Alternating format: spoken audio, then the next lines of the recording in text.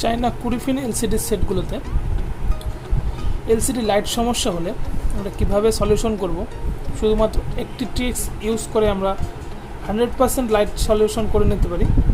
So সেই ট্রিকটা কি আমরা সেটা দেখব। সো বেশি দেরি না করে ভিডিওটা আমরা শুরু করব। ভিডিও শুরু করার আগে একটা রিকোয়েস্ট, চ্যানেলে নতুন হলে চ্যানেলটি সাবস্ক্রাইব করে আমাদের সঙ্গে থাকবে। ভিডিওটি ভালো লাগলে অবশ্যই লাইক কমেন্ট শেয়ার করতে ভুলবে না। চলো আমরা দেখে নিই। সর্বপ্রথম আমাদের সমস্ত ট্র্যাক লাইনগুলো চেক করতে হবে। লাইট কানেকশানের যে ট্র্যাকগুলো এগুলো আমরা ফুলফিল চেক করে নেব।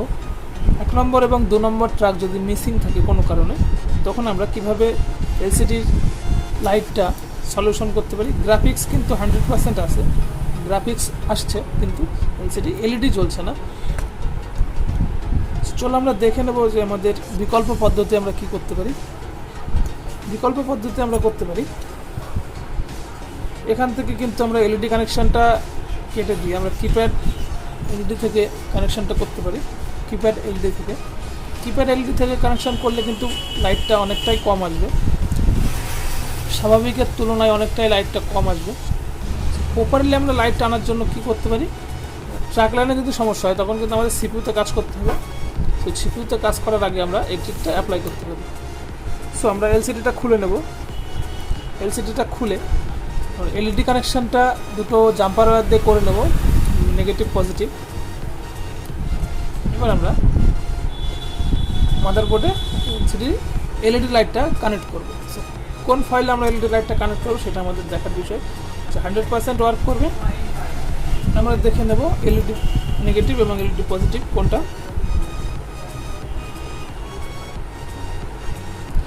এটা এলইডি পজিটিভ, এটা এলইডি নেগেটিভ। সো এই এলইডি পজিটিভ নেগেটিভটা আমরা কোথায় সোল্ডিং করি।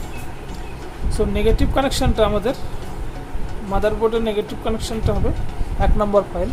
সো নেগেটিভ কানেকশানটা আমরা 1 নম্বর ফাইলে সোল্ডিং করে দেবো।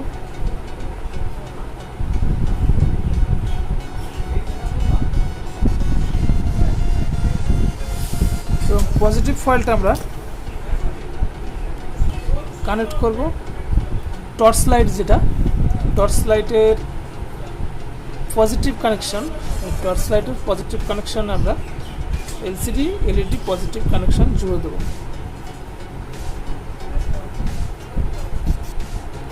টর্চ লাইটের পজিটিভ কানেকশান আমরা এলসিডি পজিটিভ কানেকশান জুড়ে দেবো। সো এইভাবে জুড়ে দিলে কিন্তু আমাদের প্রবলেমটা আশা করি সলভ হবে। এলইডি পজিটিভটা LCD LED positive, torch light LED পজিটিভে আমরা জুড়ে দিলাম এবং এলসিডি নেগেটিভটা 1 নম্বর যে ফাইলটা, এই 1 নম্বর ফাইল আমরা জুড়ে দিলাম। এবার চলো আমরা চেক করে দেখবো আমাদের প্রবলেম সলভ কিনা। এই ট্রিকটা অ্যাপ্লাই করলে কিন্তু 100% প্রবলেম সলভ হয়ে যাবে সিপিইউতে কাজ করার আগে। তো চলো আমরা দেখে নিই। আমাদের কিন্তু প্রপারলি কাজ করছে এলইডিটা, এলসিডি এলইডিটা।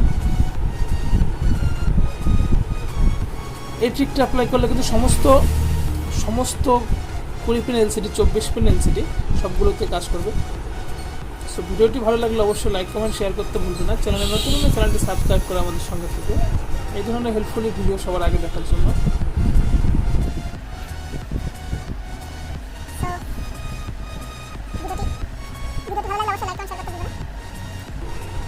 আজকের মতো এই পর্যন্ত, দেখা হবে পরবর্তী ভিডিওতে। সকলেই ভালো থাকবে।